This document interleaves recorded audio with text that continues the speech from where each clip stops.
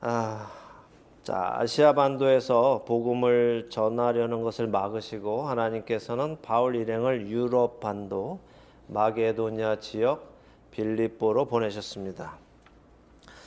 빌립보 지역에 가보니까 유대인들은 거의 살지 않고 있었어요.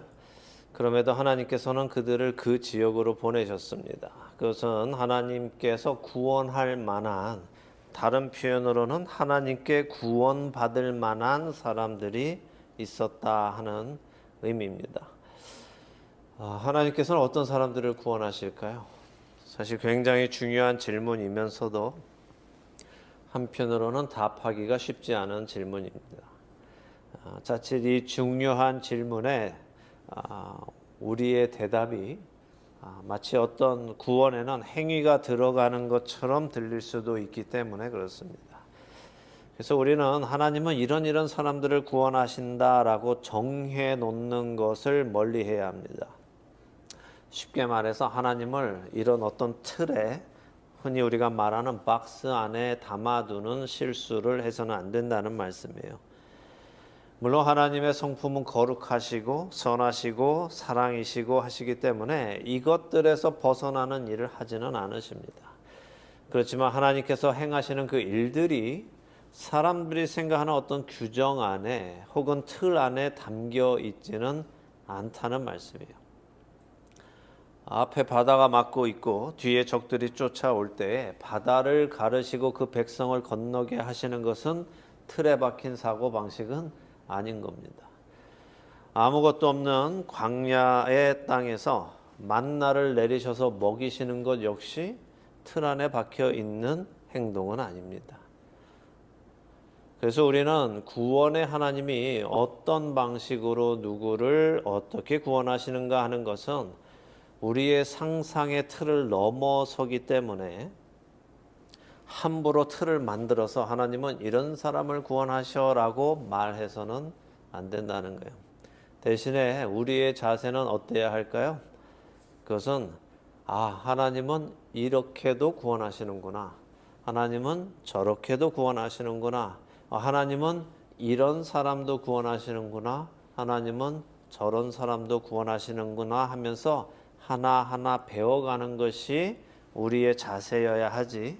하나님은 이런 사람 구원하셔라고 딱 정해놓으면 그 외의 사람은 마치 하나님께서 구원하시지 않을 것처럼 해서는 우리가 자칫 실수에 빠지게 된다는 말씀이에요.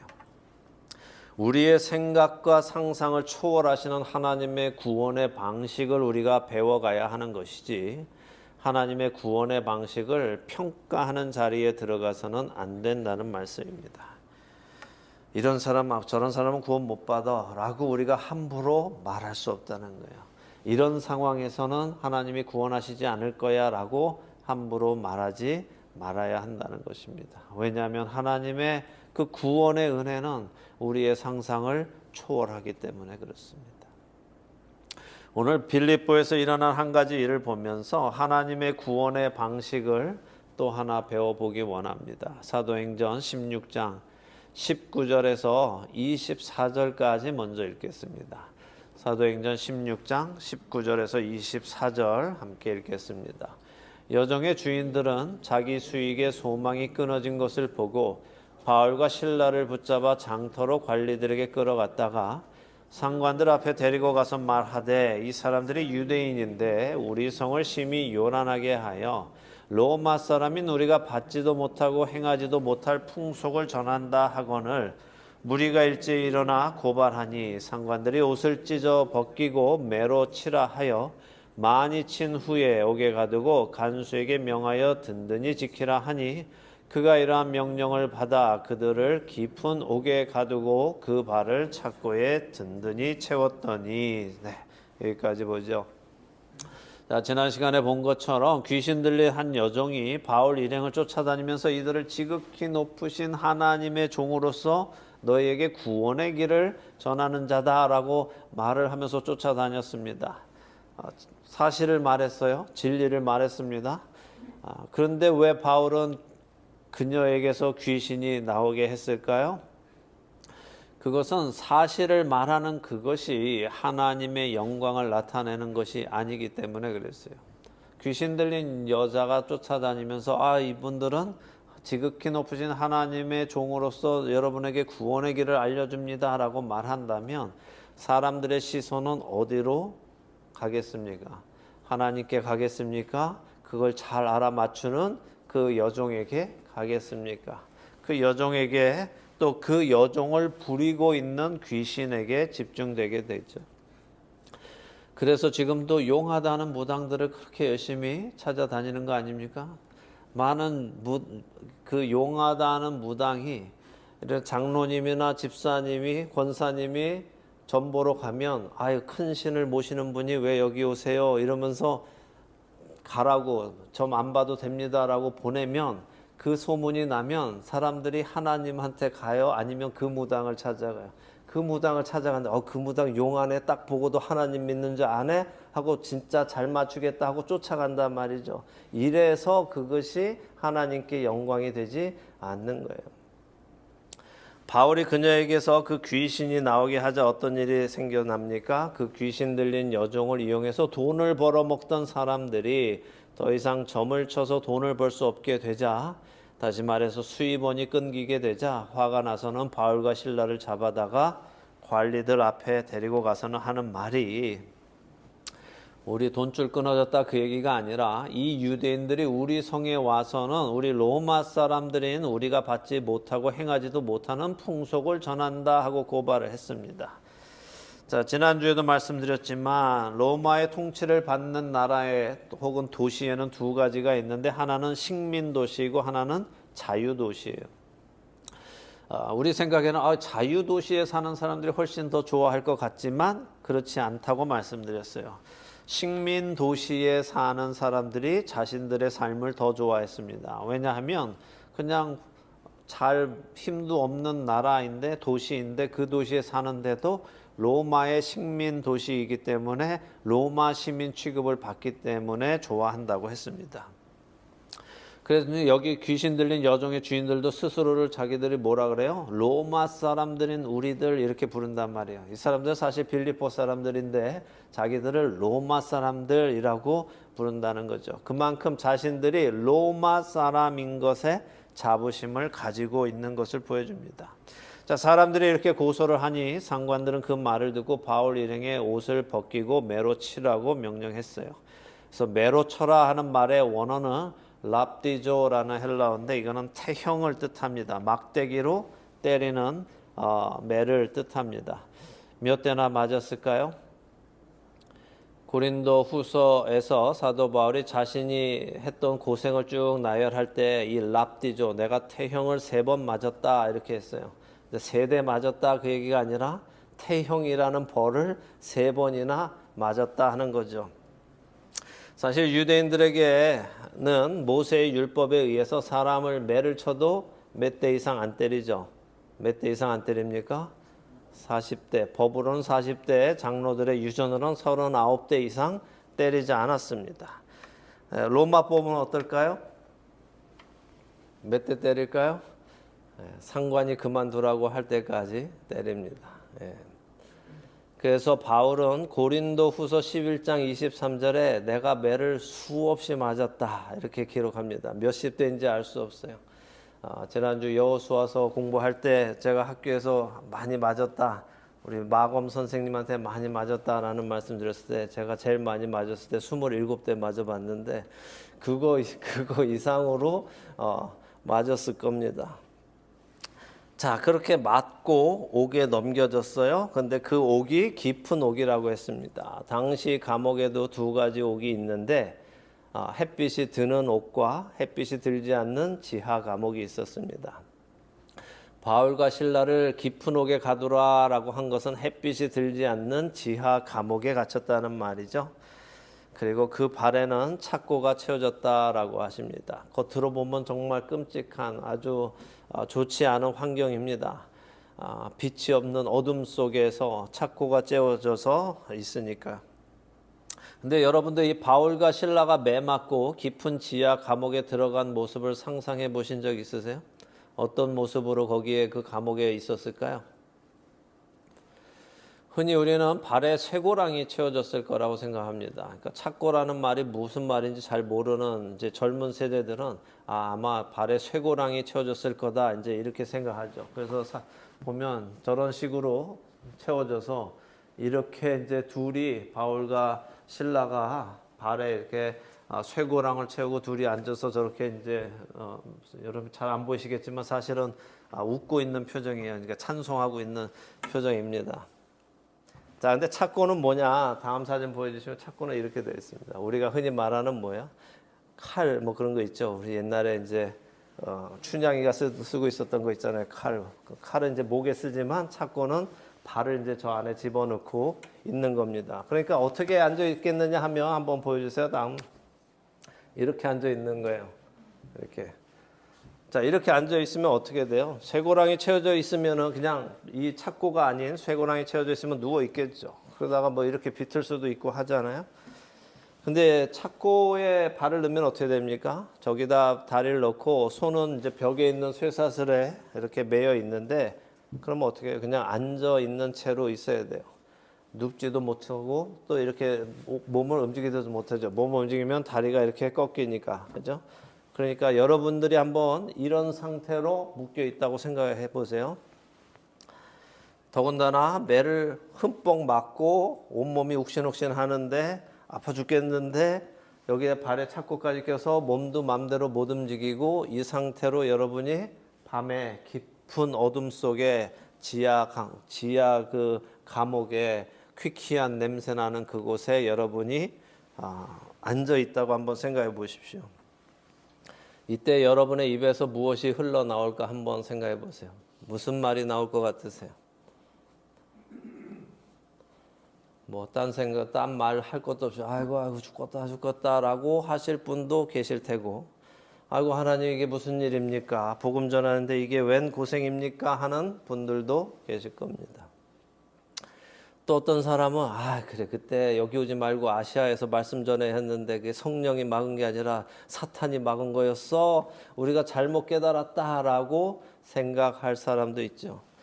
그리고 또 하나님께 불평할 사람도 있습니다. 아니 하나님 제가 나쁜 일을 하는 것도 아니고 복음 전하는데 이런 고생 하나 막아주시지 않으면 어떻게 합니까? 이거 너무 하시는 거 아닙니까? 우리는 하나님 일 하면 하나님은 우리 일 책임져 주는 거 아닙니까? 라고 할 수도 있겠죠. 여러분 자신이 어떤 반응을 보이셨을지는 스스로 한번 생각해 보시기 바랍니다. 자, 바울과 실라는 어떤 반응을 보였나요? 25절에서 34절까지 읽겠습니다. 25절에서 34절입니다. 한밤중에 바울과 실라가 기도하고 하나님을 찬송하며 죄수들이 듣더라. 이에 갑자기 큰 지진이 나서 옥토가 움직이고 문이 곧 다 열리며 모든 사람의 매인 것이 다 벗어진지라. 간수가 자다가 깨어 옥문들이 열린 것을 보고 죄수들이 도망한 줄 생각하고 칼을 빼어 자결하려 하거늘 바울이 크게 소리질러 이르되 내 몸을 상하지 말라. 우리가 다 여기 있노라 하니 간수가 등불을 달라고 하며 뛰어들어가 무서워 떨며 바울과 실라 앞에 엎드리고 그들을 데리고 나가 이르되 선생들이여 내가 어떻게 하여야 구원을 받으리까 하거늘 이르되 주 예수를 믿으라. 그리하면 너와 네 집이 구원을 받으리라 하고 주의 말씀을 그 사람과 그 집에 있는 모든 사람에게 전하더라. 그 밤 그 시각에 간수가 그들을 데려다가 그 맞은 자리를 씻어주고 자기와 그 온 가족이 다 세례를 받은 후 그들을 데리고 자기 집에 올라가서 음식을 차려주고 그와 온 집안이 하나님을 믿음으로 크게 기뻐하니라. 아멘. 자, 바울과 실라는 어떤 반응을 보였다고 해요? 한밤중에? 왜 참 이상해요. 다 이렇게 기억하죠? 찬송하고 기도했대요. 근데 성경에 뭐라고 써 있어요? 기도하고 찬송했어요. 여기 순서의 차이가 있을까요? 순서의 차이가 있을까요? 없을까요? 참 희한하게 우리는 찬송하고 기도했다, 찬송하고 기도했다, 혹은 찬송했다라고 기억하는 분들이 많아요. 자, 지금 우리가 읽은 이 본문을 보면 생각해 보면 참 이상하게 일이 진행됩니다. 일이 쉽게 우리가 이해하기 쉽게 진행되지 않아요. 한번 생각해 보죠. 자, 바울과 실라가 기도하고 찬송하니까 어떻게 됐어요? 큰 지진이 났습니다. 그리고 옥문이 열렸어요. 모든 사람의 매인 것이 벗어졌습니다. 자, 이 상황이면 여러분은 어떻게 받아들이실 거예요? 옥문이 열렸어요. 여러분을 묶고 있던 게 모든 게 다 풀렸습니다. 어떻게 하실 거예요? 도망가는 게 아니라 하나님이 우리를 풀어주셨구나. 놀라운 기적으로 하나님께서 우리를 풀어주셨구나 하는 것이 대부분의 사람들일 겁니다. 야, 우리가 기도하고 찬송하니까 하나님께서 옥문을 열어주시고 우리의 착고를 풀어주셨다 하면서 또 하나의 간증거리가 될 수 있는 거예요. 베드로가 옥에 갇혀 죽었을 때 천사가 와서 그를 풀어주고 탈출시켜 준 것처럼 동일한 일이 일어나고 있기 때문에 사람들은 얼마든지 풀어줬으니까 그냥 나갈 수 있습니다. 자, 그런데 중요한 건 이거예요. 착고가 풀리고 옥문이 열렸는데 아무도 도망치지 않는다는 겁니다. 아무도 감옥을 나가지 않는다는 거예요. 왜 그랬을까요? 간수가 와서 옥문이 열린 거 보고 당연히 모두 다 도망간 것으로 생각했습니다. 그랬는데 아무도 도망가지 않았다는 거예요. 왜 이들은 도망가지 않았을까요? 그것이 오늘의 중요한 점입니다. 우리는 흔히 바울과 실라가 옥에서 하나님을 찬송했다라고만 생각하고 그 부분을 강조하지만, 그래서 어려움 속에도 하나님을 찬송해야 한다 하는 사실을 부각합니다. 물론 우리는 어떠한 상황에서도 하나님을 신뢰하고 찬송해야 하는 것은 맞습니다. 그런데 여기 본문에 누가는 아주 중요한 사실을 써놓았는데, 그것은 그들이 찬송하기 전에 기도를 먼저 했다는 거예요. 기도를 하고 나서 찬송했다는 겁니다. 왜요? 그럼 다시 앞에 바울과 실라가 이 감옥에 갇혔을 때 어떤 일을 했을지 우리가 한번 상상을 해보죠. 매를 얻어맞고 지하 감옥으로 와서 착고에 묶여서 고통스러운 자리로 가게 되었습니다. 근데 그때 그들이 기도를 했어요. 어떤 기도를 했을까요? 우리가 아까 나눈 것처럼 하나님 가라고 하셔서 여기까지 왔는데 이게 뭡니까? 너무 고통스럽습니다 라고 물었을지도 모르고, 아니면 하나님 무슨 뜻이 있으셔서 우리로 이 고통을 당하게 하십니까? 라고 물었을지도 모릅니다. 그들이 무슨 질문을 했는지는 우리가 정확히 알 수 없지만 그들이 기도하고 난 후에 찬송을 했다는 것이 중요한 거예요. 기도란 무엇입니까? 하나님의 뜻을 구하는 거예요. 내 뜻을 하나님께 알려드리는 것이 아니라 하나님의 뜻을 구하는 것이 기도입니다. 그들이 하나님의 뜻을 구했을 때 하나님은 그들에게 앞으로 있을 일에 대해서 알려주셨을 거예요. 이제부터 지진이 나서 모든 것이 다 열릴 것인데 그래도 도망가지 말고 기다려라. 이곳에 복음이 필요한 사람이 올 것이다 라고 알려주셨을 겁니다. 하나님의 그 계획, 하나님의 그 뜻을 듣고 바울과 실라는 하나님을 찾는 자에게 구원을 주시기 위해서 자신들을 여기까지 보내신 그 하나님을 찬송하기 시작하는 것입니다. 하나님의 뜻을 알게 되니까 하나님을 찬송하게 되는 거예요. 자, 그럼 이 간수가 하나님을 찾는 자였으면 우리가 어떻게 할 수 있습니까? 지진이 나자 간수는 급히 와서 문이 열린 것을 보고 다 도망쳤을 것이라고 생각하고는 스스로 죽으려고 했습니다. 로마법에 의하면 간수가 죄수를 놓치면 간수가 그 죄인의 죄값을 대신 받아야 하기 때문에 그렇습니다. 그래서 여러 죄인이 다 도망갔으니까 그 죄값을 다 받으면 그는 죽는 것이 차라리 낫다고 생각했어요. 그래서 죽으려고 했습니다. 그런데 바울이 그에게 몸을 상하지 말라라고 합니다. 모두가 다 여기 있으니 안심하라고 하죠. 지금 간수는 감옥 안에 들어가서 본 게 아니에요. 감옥 바깥에 문 열린 것만 보고 다 도망갔다라고 생각한 겁니다. 근데 저 깊은 감옥 안에서 소리가 나오는데 우리 다 여기 있다라고 하고 있는 거죠. 자, 그러니까 이 어두운 감옥에서 보이지 않아도 바울은 모든 것을 알고 있다는 거예요. 지금 일어나는 일이 어떤 일인지 알고 있다는 거죠. 이 모든 것은 하나님께서 알게 해 주셔서 바울이 알 수 있는 것입니다. 바울의 목소리를 듣고 간수는 급히 불을 달라고 해서 그 불을 들고 감옥 안으로 들어갔다라고 하죠.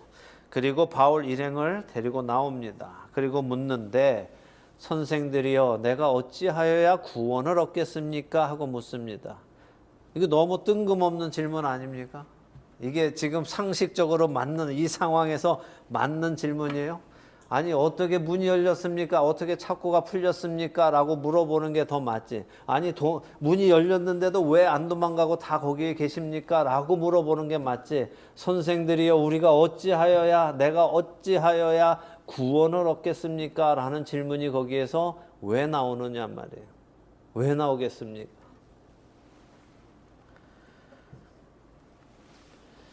이 간수가 이런 질문을 한다는 것은 무엇을 말하고 있는가? 첫째, 간수는 구원을 받고 싶어 한다는 거예요. 그리고 그 구원받는 법을 찾고 있었다는 겁니다. 그런데 간수는 이 바울 일행이 그 구원을 알려줄 수 있다고 알고 있는 겁니다. 어떻게 알았을까요? 귀신 들린 여종이 하는 소리를 들었을지도 모르지만 어쩌면 성령 하나님께서 이방인 고넬료에게 너 어디 사람 보내서 거기 가서 무두장이 시몬의 집에서 시몬 베드로라 하는 사람을 데려다가 그에게 말을 들어라 라고 하신 것처럼 알려주셨을 수도 있죠. 성경은 그 내용을 자세히 설명하지는 않으세요. 그러나 성령이 분명히 밝히고 계시는 것은 이 간수가 구원을 받고 싶어 한다는 것이고 바울 일행은 그 구원을 어떻게 받는지 알려주기 위해서 이 자리에 왔다는 거예요. 우리 생각처럼 그냥 이렇게 편안히 와서 알려주면 좋은데 그렇지 않았어요. 너무도 힘들게 그 구원을 알려줍니다. 그리고 그 구원의 답은 뭡니까? 주 예수를 믿으라. 그리하면 너와 내 집이 구원을 받으리라 합니다. 자, 그 밤에 바울 일행은 그 간수와 간수의 집에 예수 그리스도의 복음을 전했고 그와 그 가족 모두가 믿고 받아들이고 세례를 받았다라고 하십니다. 하나님은 어떤 사람을 구원하십니까? 어떤 틀에 우리 가두지 말자고 말씀드렸어요. 하나하나 배워나가자고 말씀드렸습니다. 오늘 보니까 어떤 사람 구원하세요? 구원을 받고자 하는 사람, 구원받기를 원하는 사람, 구원을 찾는 사람, 그 사람에게 하나님께서 어떻게 하시느냐? 하나님의 사람을 보내셔서 듣게 하신다는 거예요. 복음을 듣게 하시고 받아들이게 하신다는 겁니다. 그 일을 위해서 바울 일행은 이 고통을 겪었습니다. 한 생명이 구원에 이르기 위해 희생이 필요하다는 것을 다시 한번 보여줍니다. 예수님의 희생으로 한 영혼이 사망에서 생명으로 옮겨지고 그 예수님의 복음을 전하는 자들의 희생으로 사망에서 생명으로 옮겨지는 역사가 일어납니다. 복음을 전하는 일에는 희생이 따릅니다. 희생 없이 생명은 주어지지 않기 때문입니다. 우리는 빌립보 감옥에서 하나님의 구원의 방식을 또 하나 배웁니다. 하나님은 구원을 찾는 한 사람을 그냥 지나치지 않으신다는 것입니다. 한 사람을 위해 하나님은 하나님의 사람들을 그 자리에 보내십니다. 때로는 그 하나님의 사람을 편안한 자리에 보내시기도 하지만 전혀 편안하지 않은 자리에, 고난의 자리에 보내시기도 합니다. 매맞는 자리로, 억울한 자리로, 깊은 옥 같은 자리로 보내실 때도 있습니다. 그러나 이 모든 것에도 또 분명한 이유가 있습니다. 그 이유를 우리 다음 주에 또 볼 것입니다. 그러나 중요한 것은 하나님께서 보내신 자리라면 그곳은 버려진 자리, 실패한 자리가 아니라는 거예요. 하나님께서 일하시는 자리입니다. 사람의 눈에는 감옥이지만 하나님의 눈에는 선교지였습니다. 사람의 눈에는 고난이지만 하나님의 계획 안에서는 한 영혼을 살리는 통로였습니다. 그러므로 우리가 고난의 자리에 들어가게 될 때 너무 빨리 실패라고 말하지 말아야 하는 거예요. 너무 빨리 하나님께서 나를 버리셨다고 생각하지 말아야 합니다. 오히려 우리는 물어보아야 합니다. 하나님, 이 자리에서 제가 보아야 할 영혼은 누구입니까? 하나님, 이 고난 속에서 제가 전해야 할 것은 무엇입니까? 바울과 실라는 감옥에서 찬송만 한 것이 아니라 하나님의 뜻을 구했고 하나님의 뜻을 알았고 그 뜻 안에서 하나님을 찬송했습니다. 그리고 마침내 한 간수와 그의 온 집이 예수 그리스도를 믿고 구원에 이르게 되었습니다. 어두운 감옥 속에서도 생명의 빛은 숨어 있었고 그 생명의 빛이 그들에게 비춘 것입니다. 오늘도 하나님은 구원을 찾는 사람을 찾습니다. 그리고 그 사람에게 복음을 전할 사람을 보내십니다.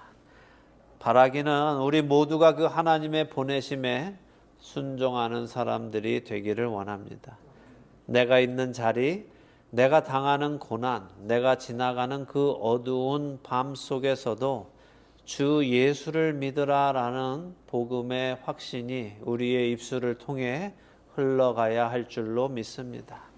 그래서 우리를 통해 또 한 영혼이 사망에서 생명으로 옮겨지는 은혜가 있기를 예수 그리스도의 이름으로 축원합니다. 아멘.